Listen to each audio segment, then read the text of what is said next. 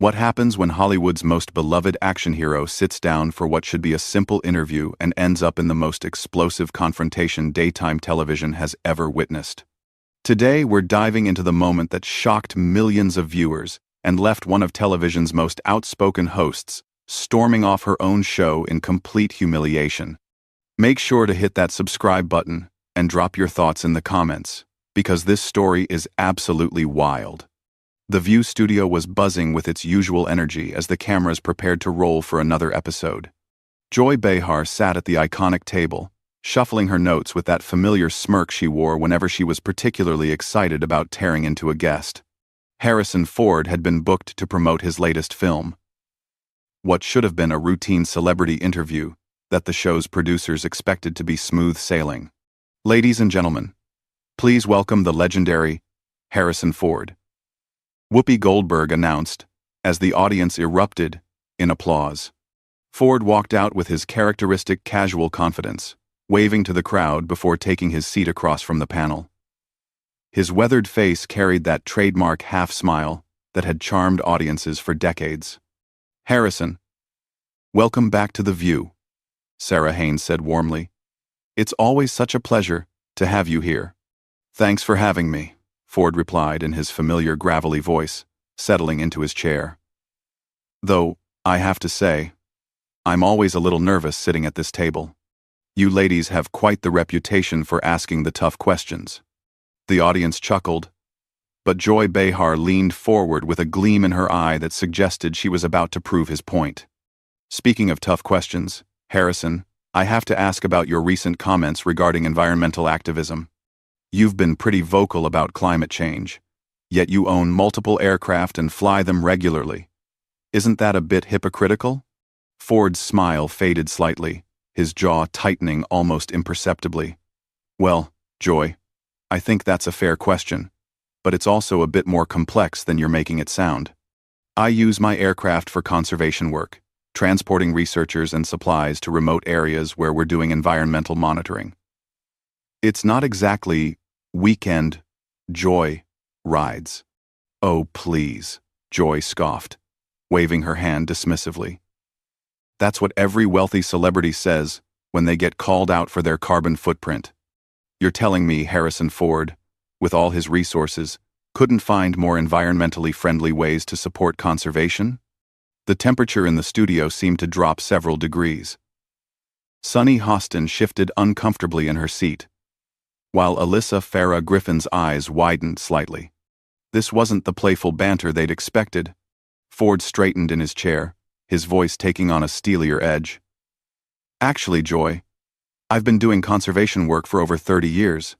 I've put my money where my mouth is, funded countless projects, and yes, sometimes that requires getting to places where there are no roads or commercial flights. But I appreciate your concern for my carbon footprint." "Concern?" Joy laughed, but there was an ugly edge to it. "I'm not concerned. I'm calling you out. You Hollywood types are all the same, preaching to the rest of us about saving the planet while you live in your mansions and fly around in private jets. It's virtue signaling at its finest." The audience had gone completely silent. Even Whoopi, who usually maintained control of these situations, seemed stunned by Joy's aggressive tone. Ford's eyes had gone cold, and when he spoke, his voice carried the weight of decades of experience dealing with difficult people.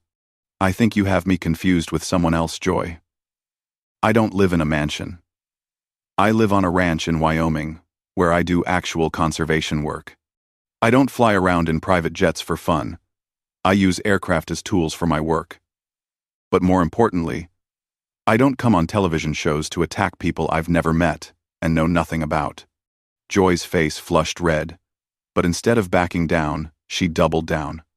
"Oh, I've been in this business longer than most people have been alive, Harrison. I know exactly what I'm talking about, and what I'm talking about is hypocrisy." "No," Ford said quietly, his voice cutting through the tension like a blade. "What you're talking about is making assumptions and attacking someone based on those assumptions. That's not journalism, that's just mean-spirited." The words hung in the air like a challenge. Joy's mouth opened and closed for a moment, clearly not expecting to be called out so directly. The other hosts looked like they wanted to disappear into their chairs. Mean-spirited? Joy finally sputtered. I'm asking legitimate questions about environmental responsibility. If you can't handle tough questions, maybe you shouldn't come on talk shows. Ford leaned back in his chair, studying Joy with the same intensity he'd once brought to interrogating suspects as Indiana Jones. I can handle tough questions just fine, Joy. What I have trouble with is rudeness disguised as journalism. There's a difference between asking hard questions and being deliberately hostile. Hostile? Joy's voice rose an octave. You think I'm being hostile? I'm being real. I'm being honest. Something this town doesn't see enough of. Being real, Ford repeated slowly, as if tasting the words. Is that what you call interrupting your guest, making accusations without facts, and generally behaving like you have some personal grudge against someone you've never met? The audience was completely captivated now, watching this verbal duel unfold with the kind of fascination usually reserved for car crashes. Joy's face had gone from red to purple, and her hands were clenched on the table. I don't have a grudge against you, she said through gritted teeth. I have a problem with celebrities who think they can lecture the rest of us, while living completely different lives. And I have a problem, Ford said calmly, with talk show hosts who think they can attack their guests and call it entertainment. The silence that followed Ford's words was deafening. You could have heard a pin drop in the studio as the weight of his accusations settled over the table. Joy's eyes flashed with something dangerous, and when she spoke again, her voice had taken on a venomous quality that made everyone in the room uncomfortable. Attack? She hissed. You think this is an attack? You clearly don't know what real journalism looks like, Harrison. Maybe you've been in Hollywood so long that you're used to everyone kissing your feet and telling you how wonderful you are. Ford's eyebrows raised slightly, and there was a flicker of something that might have been amusement in his eyes. Actually, Joy, I've been doing interviews for over 40 years, and I can tell the difference between a journalist asking tough questions and someone who's just looking for a fight. Right now, you're looking for a fight. I'm looking for honesty, Joy shot back, her voice getting shriller by the second. Something that seems to be in short supply when celebrities come on these shows. You want to talk about your little conservation work? Fine. Let's talk about the fuel consumption of those planes you're so proud of flying around. Joy, Whoopi finally interjected, clearly trying to regain control of the situation. Maybe we should... No. Joy cut her off without even looking in her direction. I'm not done. Harrison, how much fuel does one of your aircraft burn in a single flight? Do you even know? Do you care? Ford studied her for a long moment before responding. A Cessna 180 burns about 12 gallons per hour, if you're really interested in the specifics. My larger aircraft, which I use for longer conservation missions, burns more. But it also allows me to transport equipment and personnel that would otherwise require multiple vehicles or be completely inaccessible. But something tells me you're not really interested in the actual details. Oh, I'm very interested, Joy said with a nasty smile. 12 gallons per hour. That's more than most people use in their cars in a week. And you're out there lecturing people about their environmental impact? I'm not lecturing anyone, Ford replied evenly. I work with conservation organizations. I fund environmental research. And yes, sometimes that work requires transportation. But I'm curious, Joy. What's your environmental footprint? How did you get to work today? The question clearly caught Joy off guard. That's not the point, she stammered. I'm not the one going around giving speeches about climate change. Actually, Ford said with a slight smile, that is exactly the point. You're criticizing me for something you know nothing about, while admitting you don't hold yourself to the same standards. That sounds like the real hypocrisy here. Joy's face contorted with rage. Don't you dare turn this around on me. I'm not the one sitting there pretending to be some environmental saint while burning through fossil fuels like there's no tomorrow. Environmental saint?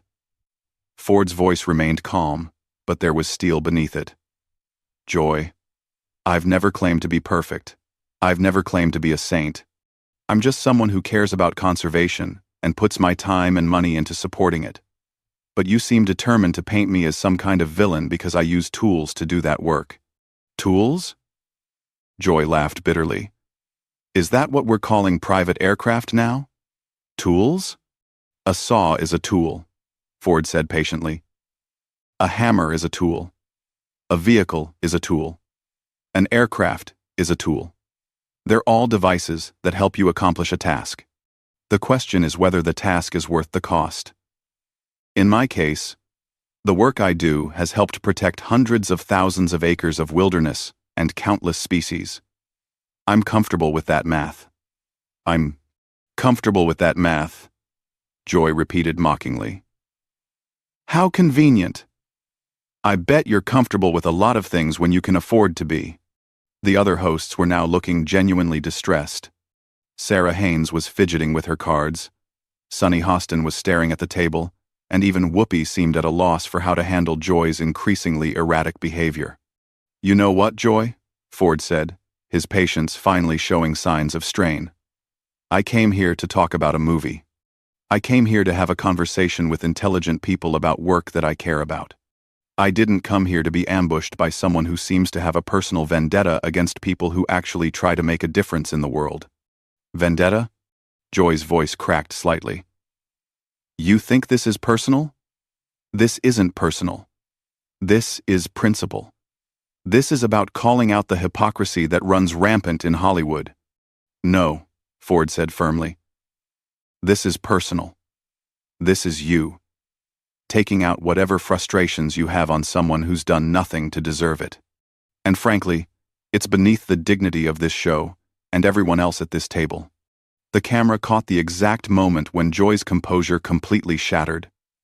Her face went white, then red, then white again. When she spoke, her voice was shaking with barely controlled fury.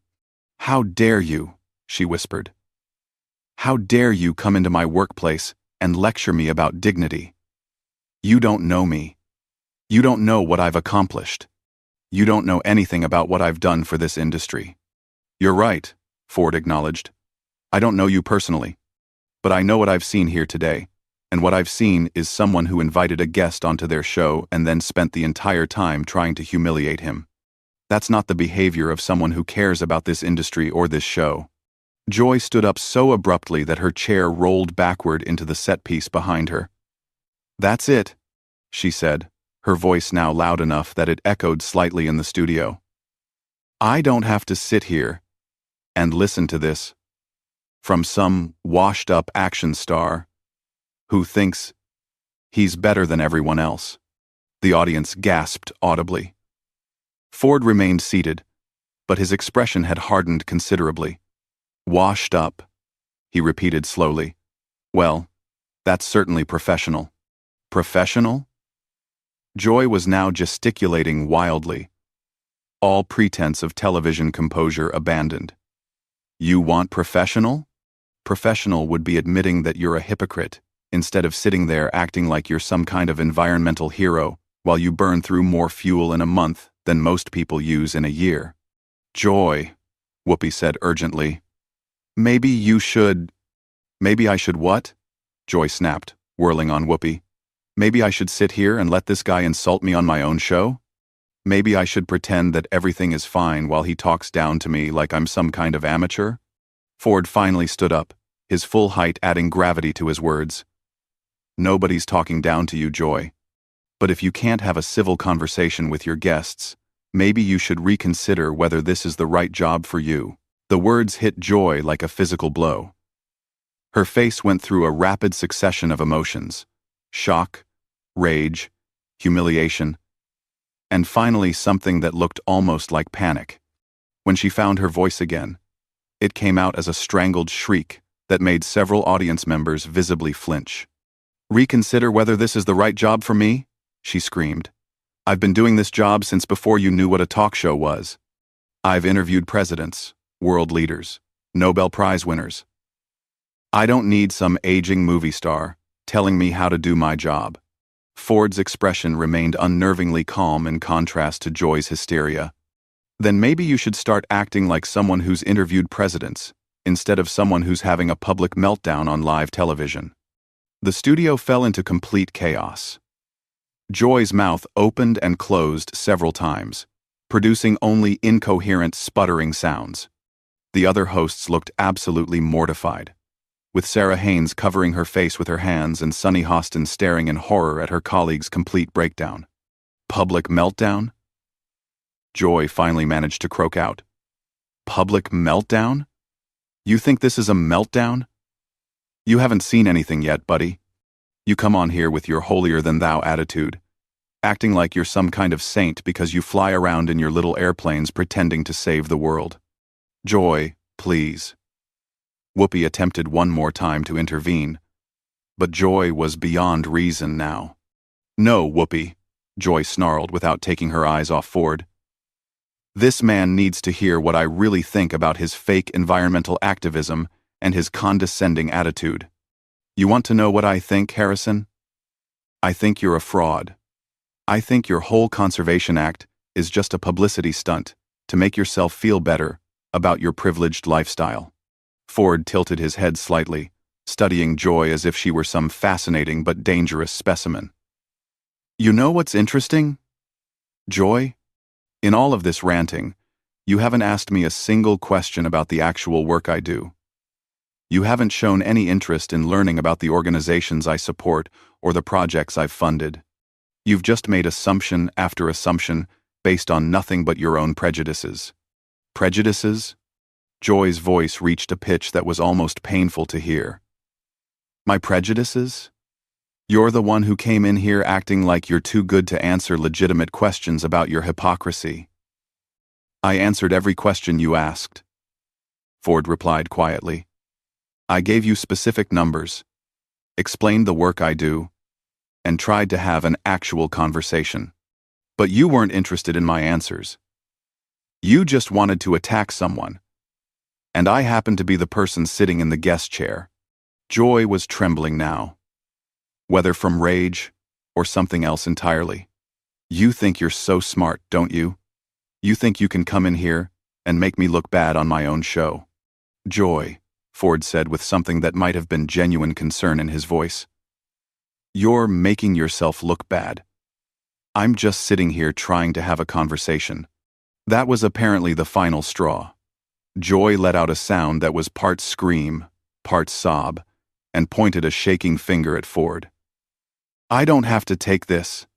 I don't have to sit here and be insulted by some washed-up has-been who thinks he's better than everyone else because he can afford to play environmental warrior. Joy, Whoopi said desperately, rising from her chair. Maybe we should take a break and... No. Joy cut her off savagely. No break. I'm done. I'm done with this interview. I'm done with this disrespectful guest. And I'm done with this show. The studio went dead silent except for the sound of Joy's heavy breathing. Ford remained standing, his expression unreadable as he watched this complete professional meltdown unfold before millions of viewers. You're done with the show? Sarah Haynes asked in a small voice, clearly hoping she'd misunderstood. Yes, Joy declared, her voice now taking on a manic quality. I quit. I'm not going to sit here and be treated like this on my own show. If this is the kind of guest we're booking, if this is the kind of respect I can expect after decades in this business, then I'm out. But, she began ripping off her microphone with shaking hands, the feedback creating an awful screeching sound that made everyone in the studio wince. You can find yourself another host, she announced to no one in particular. Someone who's willing to put up with arrogant celebrities who think they can come on here and humiliate the people who made them famous in the first place. Joy, Whoopi tried one more time. Please don't do this. Let's just nothing. Joy snapped, throwing her microphone onto the table with a loud clatter. I'm done. 30 years in this business, and this is what I get. Disrespect from some guy who thinks flying around in airplanes makes him an environmentalist. Ford finally spoke, his voice cutting through Joy's hysterics with quiet authority. "Joy, I never disrespected you. I disagreed with you. I defended myself when you attacked me, but I never disrespected you. If you can't tell the difference between those things, then maybe this really isn't the right job for you." The words seemed to hit Joy like a physical blow. For a moment, she stood there, swaying slightly, her face cycling through emotions too quickly to track. Then, without another word, she turned and walked off the set, her footsteps echoing in the stunned silence of the studio. The camera stayed on the remaining hosts, who sat in shell-shocked silence for several long seconds. Ford slowly sat back down, straightening his jacket as if nothing unusual had happened.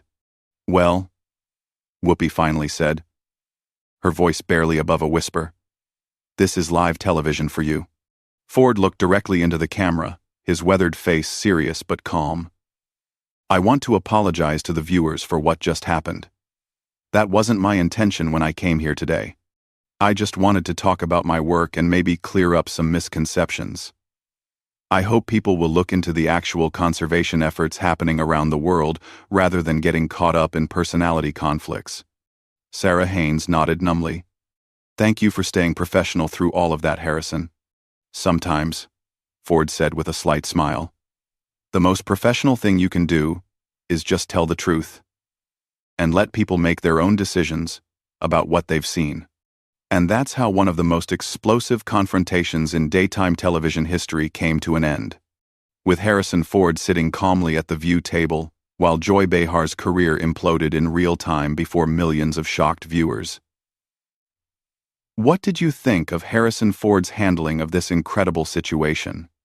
Subscribe to the channel and let me know in the comments whether you think he was too harsh or if Joy Behar finally got what was coming to her after years of treating guests poorly.